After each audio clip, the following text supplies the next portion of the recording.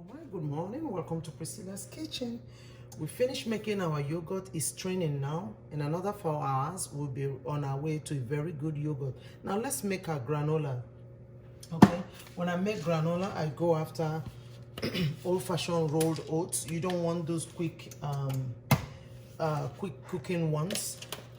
They're good, but if you want something that will withstand the heat that you're going to bake this, roast or toast this, whether in air fryer or in your oven, it's going to need a heat.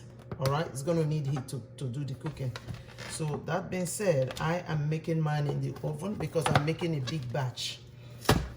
You could use your air fryer, trust me, it works just perfect, or you could use your stovetop. So if you don't have air fryer, you don't have oven, please take a pan, non-stick one will be much better, and make your oats. All right, sorry, your granola.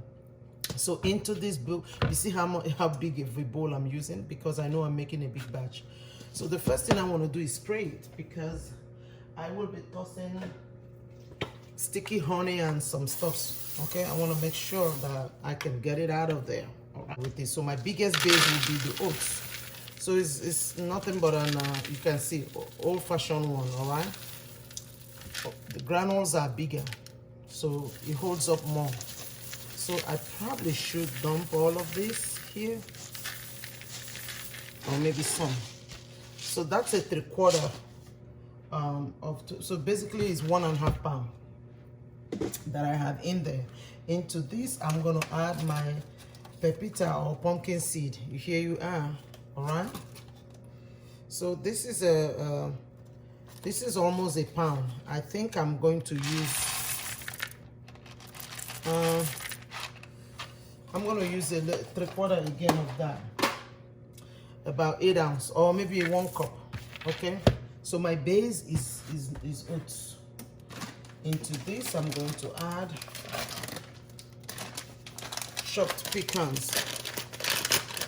I don't like them become too big, so I'm using Fisher brand. All right, there's no wrong, or you could go all organic. It's completely up to you. And I'll tell you why I don't like a lot of this. Maybe just half a cup will be fine.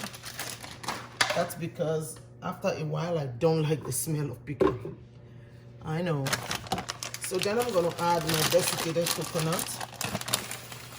All right, for all that tropical nutty flavor. I want all of that. This is about 1 pound. I'm using all of it. Okay. Boom, that's down. And then I'm gonna add some walnuts. I love walnuts, so I'm gonna try to use a cup. Okay.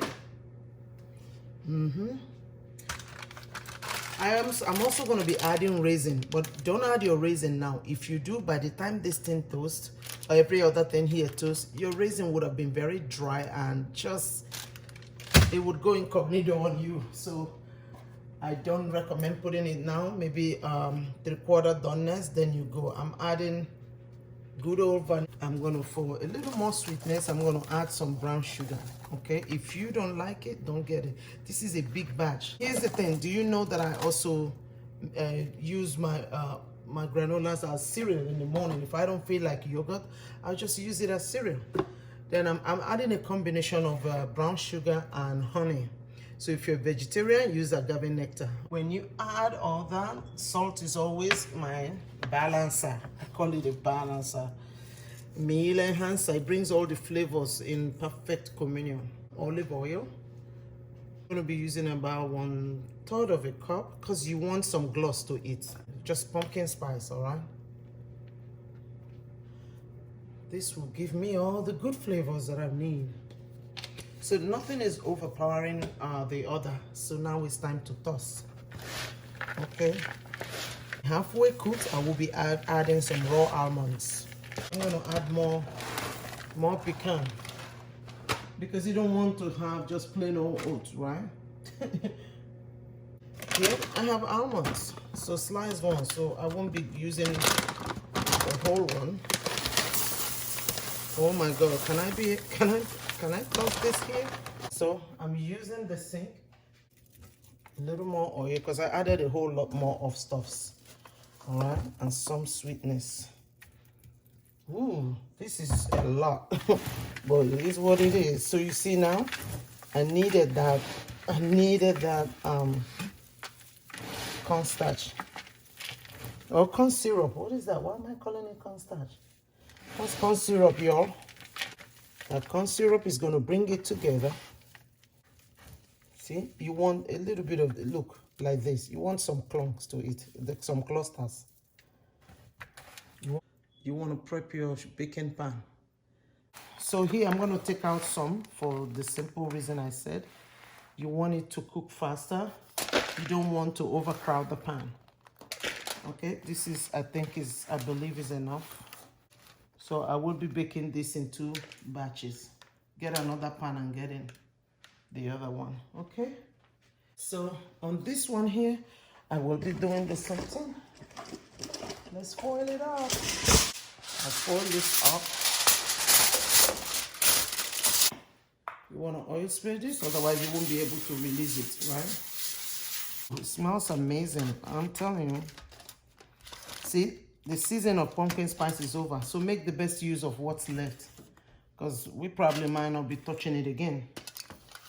Here we go. This goes into the same oven, 350 degrees Fahrenheit, till it's golden brown. I don't know how hot is your oven, but the truth is you do not want to, I try not to restrict people to just the time of baking.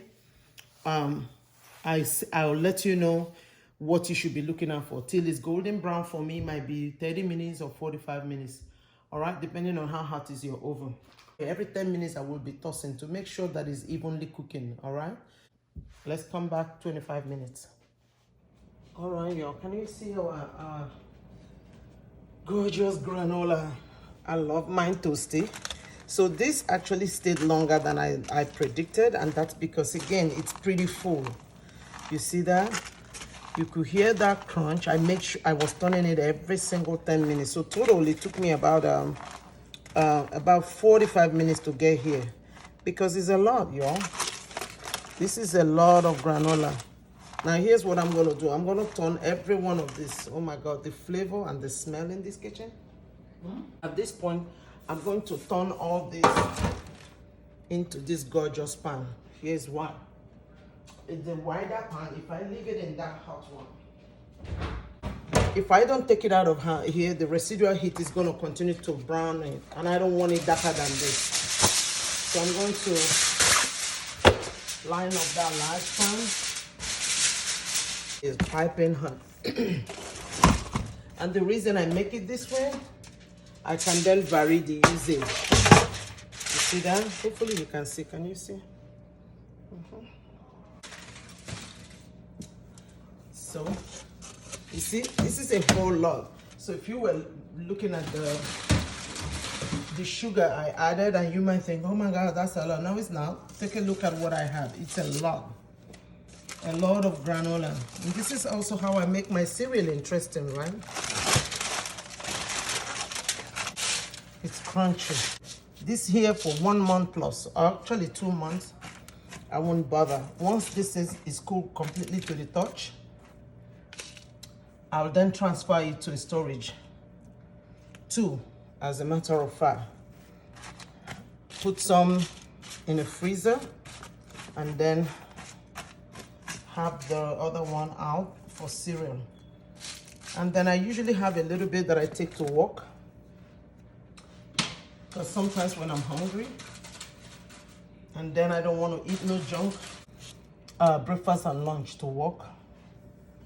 My breakfast is mostly this or black coffee.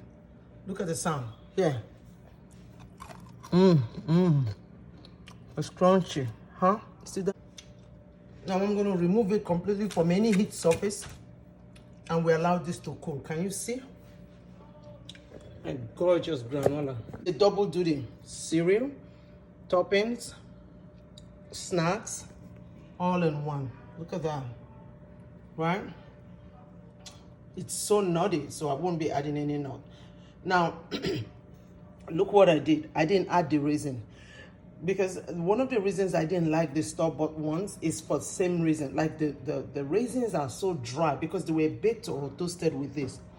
They're so dry that it almost hurts your mouth. You would have to either soften it in milk, and I'm not a milk person. All right, so it's just way too dry for me. So I will be topping my raisin as needed, because I don't need it every day anyway, as needed. Do you see that? Yogurt straining, granola done.